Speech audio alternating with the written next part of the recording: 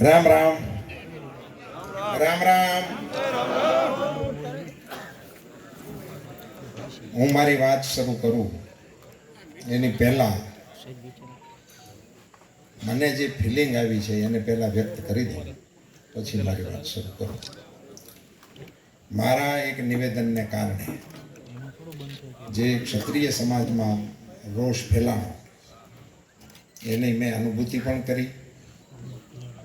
મેં તો પહેલો ફોન આવ્યો એને જ કહી દીધું હતું કે મારી તો આવી કોઈ ભાવના હોય નહીં, છતાં આપને એમ લાગ્યું હોય તો હું માફી માંગુ છું. અને મેં તો પછી એવી એને સલાહ પણ આપી ભાઈ કે તમને એમ લાગતું હોય કે મારે આવું લખવું જોઈએ કે આવું બોલવું જોઈએ, એવું મને મોકલો તો હું એ પણ લખી દઉં. મેં તેમાં સહજ ભાવે એવું કીધું હતું. એ વાત તો અલગ છે, પણ પછી જે અત્યાર સુધી ચાલ્યું અને અત્યારે હું અહીંયા આવું એવી અમારે જયરાજસિંહભાઈ વાત થઈ હતી કે કાલ 7 વાગે 7:30 સુધીમાં તમારે અહીં પહોંચવું. મેં આ પાડી હતી, હું આવી જઈશ. અમે એક કાર્યક્રમ કોલેજનો પૂરો કરીને અહીંયા નીકળ્યા.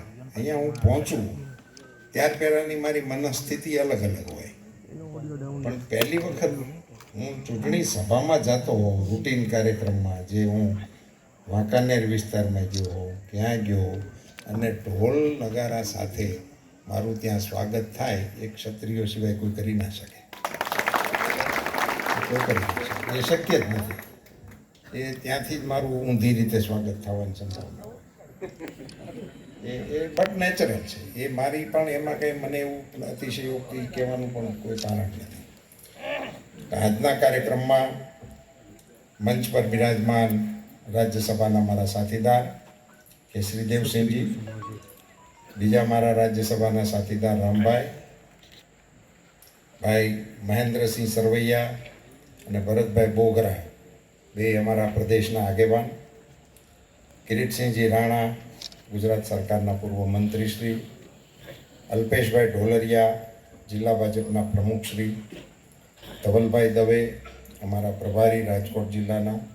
વ્યક્તિગત ક્ષતિ છે અને એનો જવાબદાર પણ હું જ છું. અને એના કારણે ક્ષત્રિય સમાજના પણ કોઈ આગેવાનોને કંઈ પણ નાનું મોટું કરવાનું આવે એ પણ મારા મનમાં ઈચ્છા નથી.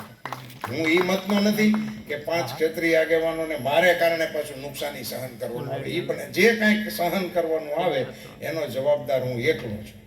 એ હું આ તમારી સભાની અંદર સ્વીકારવા તૈયાર છું. કોઈ નહીં, મારી સરકારમાં આવ્યા છે એને હું ધન્યવાદ આપું છું અને અભિનંદન આપું છું. પણ હું એમને લાયબિલિટી ગણવા માટે હું સમગ્ર દેશના ક્ષત્રિય સમાજને વિનંતી અને અપીલ કરું છું. અમારા સમર્થનમાં જે આવ્યા છે મારા મનાવીને આવેલા નથી કે અમે એમને કાંઈ